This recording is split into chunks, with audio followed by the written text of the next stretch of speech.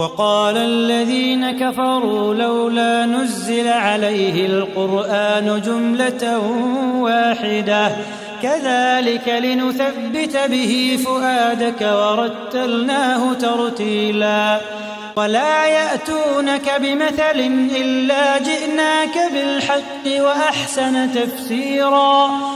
الحمد لله وحده والصلاة والسلام على من لا نبي بعده أما بعد.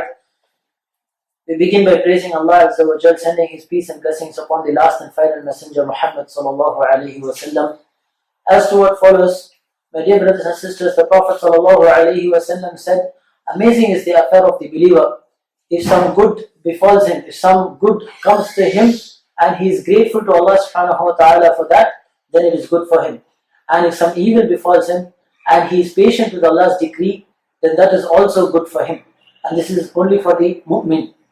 So, my dear brothers and sisters, we are all aware of the situation that we are in. We have been put into self-isolation. We have been prevented from going out of our homes for our own benefit, for our own good. And because of that, we have not been able to attend classes. We have not been able to go to the masjid. We have not even been able to go and listen to the khutbah on Friday.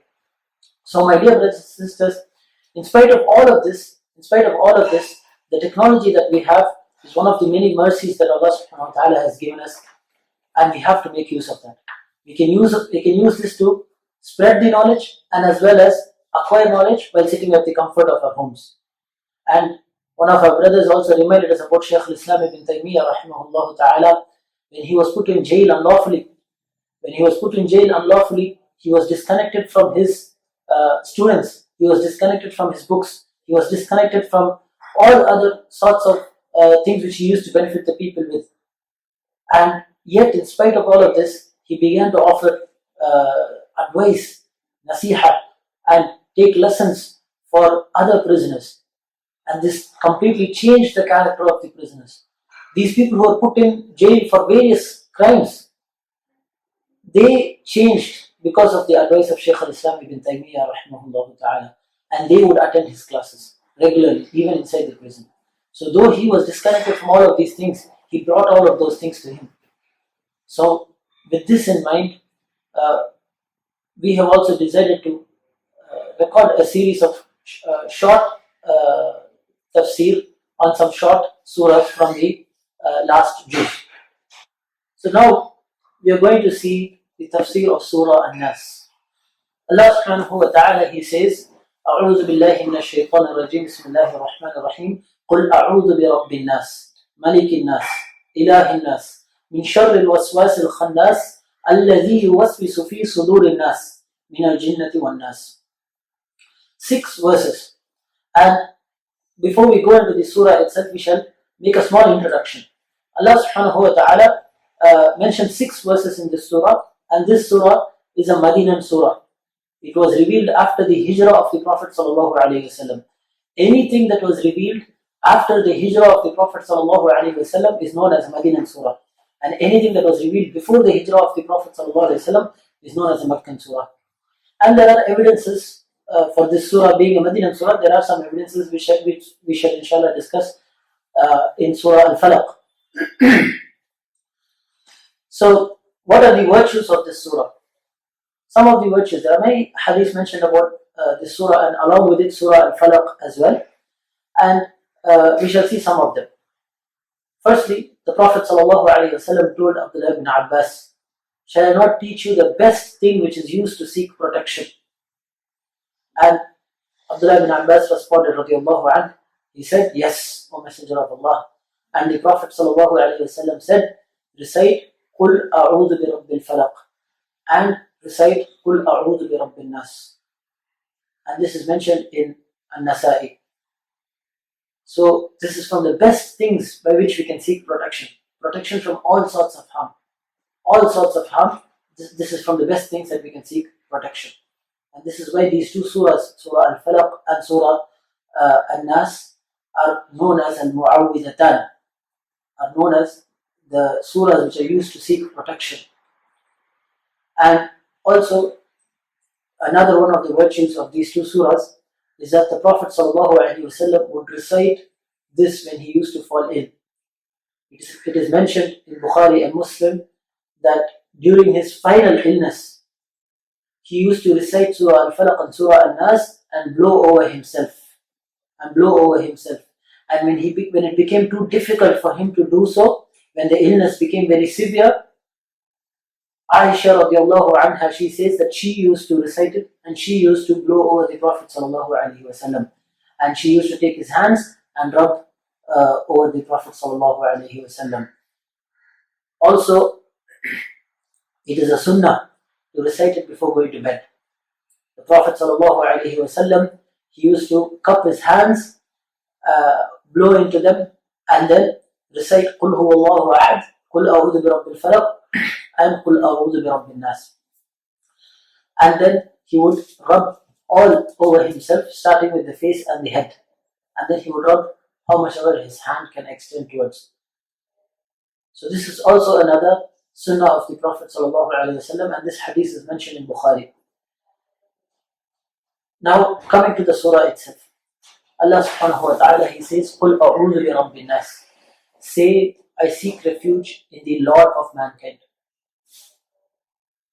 When Allah subhanahu wa ta'ala says, say, قُلْ, it is firstly a command to the Prophet sallallahu alaihi wasallam. So when Allah says, قُلْ أَعُوذُ بِرَبِّ النَّاسِ, قُلْ أَعُوذُ بِرَبِّ الْفَلَقِ, قُلْ أَعُوذُ قُلْ هُوَ اللَّهُ أَحَدٌ, and all of these surahs and all of these places, various other verses as well, where Allah subhanahu wa ta'ala says قُلْ, it means it is a command firstly to the Prophet sallallahu alaihi wasallam, and by extension it includes us as well.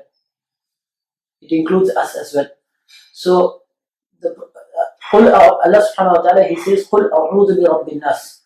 Say, I seek refuge in the Lord of mankind. Now, what do we mean by Rabb? What do we mean by Lord? Allah subhanahu wa ta'ala uses the word Rabb a lot in the Quran. For example, Allah subhanahu wa ta'ala says, Alhamdulillahi Rabbil Alameen. Praise be to Allah, the Lord of everything that exists. The word Rabb means, when we use it, the word Rabb, it means that Allah is the maker, the creator, the owner, the originator, etc. That we affirm that He is the only one who made everything that exists. He is the only creator of everything that exists, etc. The sun, the moon, the stars, the insects, the birds, all of these things, Allah is the only one who created all of these things. And this is what is known as Tawheed al-Rububiyyah. And He's singling out Allah subhanahu wa ta'ala with regards to His ability to create. He's the only one who created all of these things. There is nobody else who created any of these things. It is only Allah subhanahu wa ta'ala who created, and this is why Allah subhanahu wa ta'ala, He says, هَذَا خَلْقُ اللَّهِ فَأَرُونِ مَاذَا خَلَقَ الَّذِينَ مِن دُونِهِ. After mentioning several of His creations, He says in one of the surahs, in Surah Luqman, Allah subhanahu wa ta'ala says, هَذَا خَلْقُ اللَّهِ. This is the creation of Allah subhanahu wa ta'ala. So show me the other things which have been created by the others which are worshipped. Obviously there is nothing. So this is what is known as Tawheed al-Rububiyyah. We affirm, we believe that Allah is the only one who created all of these things, and there is no God besides Him, and there is no creator besides Him. قُلْ أَعُوذُ بِرَبِّ النَّاسِ مَلِكِ النَّاسِ. He is the king of mankind. He is the sovereign. He has the authority to command and forbid, and His command should be followed. He has to be followed. His command has to be followed. His prohibitions have to be abstained from. So, my dear brothers and sisters, Malik al-Nas, Allah subhanahu wa ta'ala, He says He's the king of mankind. And the word king can be used for both Allah subhanahu wa ta'ala and for other kings as well. However, the one true king is Allah subhanahu wa ta'ala. And this will manifest itself on the day of judgment, when we shall all stand. Even the kings of this dunya will come and stand in front of Allah subhanahu wa ta'ala alone and scared, just like the rest of us. And Allah subhanahu wa ta'ala, He says in other places, Al-Mulku yawma idin al-haqqu lir-Rahman. The mulk, the kingdom on this day is truly, indeed, for Ar-Rahman, for Allah subhanahu wa ta'ala. And in other words, Allah subhanahu wa ta'ala, He says, Limanil mulku al-yawm. He will ask, whose kingdom is it today? And there will be nobody to respond. Nobody would dare to respond to Him. Rather, this kingdom on this day belongs to Allah subhanahu wa ta'ala alone. Malikin Nas, Ilahin Nas. Then Allah subhanahu wa ta'ala in the third verse, He says that He is the God of mankind. Ilah means something that is worshipped. We already affirmed in the first verse of this surah that Allah is the only one who created all of these things. Now when we say Allah is the only one who created all of these things, everything that exists, then it becomes obvious that we have to single out our worship of Him alone. We have to worship Him alone without associating any partners with Him. When we affirm that Allah is the creator and maker of everything that exists, then we have to direct our worship towards Him alone. And this is why Allah subhanahu wa ta'ala, He says, قُلْ إِنَّ صَلَاتِي وَنُسُكِي وَمَحْيَايَ وَمَمَاتِي لِلَّهِ رَبِّ الْعَالَمِينَ لَا شَرِيكَ لَهُ. Allah subhanahu wa ta'ala, He says, قُلْ إِنَّ صَلَاتِي. Say, my prayer, my sacrifice, my life and my death, everything is for Allah subhanahu wa ta'ala, لَا شَرِيكَ لَهُ. And I will not associate partners with Him. And there will be no associating of partners with Him. So, this is the meaning of ilah. When we understand, when we understand that Allah is the only one who created all of these things, then the next thing that we have to do is to make sure we worship Him alone. And these two things are known as Tawheed al-Rububiyyah and Tawheed al-Uluhiyyah. Tawheed al-Rububiyyah means to affirm that Allah is the only one who created all of these things. And because we believe in that, the next thing follows. That is, we direct all our worship towards Him. And this is what is known as Tawheed al-Uluhiyyah. So, Ilahin Nas, min sharril waswas al-khannas. Allah subhanahu wa ta'ala, He then says, so far we have been saying, I seek refuge in Allah, I seek refuge in Allah, I seek refuge in Allah. And then we say, now, min sharril waswas al-khannas. From the evil of the whisperer who withdraws. What do we mean by the evil of the whisperer who withdraws? The evil of the whisperer, min sharril waswas. Waswas refers to the shaitan and his evil whisperings which he whispers inside a person. Evil thoughts which he puts inside a person. Min sharril waswas al-khannas. He withdraws. What do we mean by withdraws? When we remember Allah subhanahu wa ta'ala, he withdraws. The shaitan, he loses his power. He loses his ability to control men. He loses his ability to control the people towards the disobedience of Allah subhanahu wa ta'ala. And this is similar to another verse where Allah subhanahu wa ta'ala, He says, إِنَّ الَّذِينَ اتَّقَوْا إِذَا مَسَّهُمْ طَائِفٌ مِنَ الشَّيْطَانِ تَذَكَّرُوا فَإِذَا هُمْ مُبْصِرُونَ. Allah subhanahu wa ta'ala, He says, verily those who are pious and righteous, when an evil thought comes to them from the shaitan, they remember Allah subhanahu wa ta'ala and immediately they see correctly. They see things which are right. They're able to withhold themselves from following the footsteps of shaitan. They're able to stop themselves. They know that this is not the right way. And they seek the reward of Allah Azza wa Jal. And they fear His punishment. And they are patient with Allah subhanahu wa ta'ala. So, min sharril waswas al-khannas. When we remember Allah subhanahu wa ta'ala, when shaitan comes and tells us to do something wrong, and we remember Allah subhanahu wa ta'ala, shaitan loses his power over us. This is what is meant by al-khannas. Min sharril waswas al-khannas.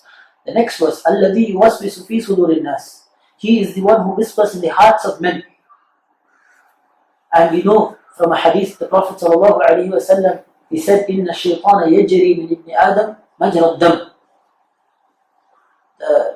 It is mentioned that the Prophet sallallahu alaihi wasallam was once in i'tikaf, and his wife Safiya radiallahu anha came to meet him, and the Prophet sallallahu alaihi wasallam decided to go and leave her back in the house, and this was during the night time. And so two men saw the Prophet sallallahu alaihi wasallam walking with his wife, and so they said, and so the Prophet sallallahu alaihi wasallam said, "Slow down, this is only my wife." They couldn't see who she was. They didn't know who she was. And since it was dark, the Prophet ﷺ clarified for them that this is only my wife. And they said, "Subhanallah, Ya Rasulullah, how are we going to think bad of you? We are not going to think bad of you.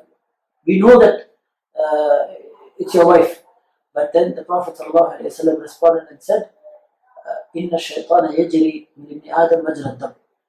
He said, verily shaitan runs inside the son of Adam the way blood circulates within him.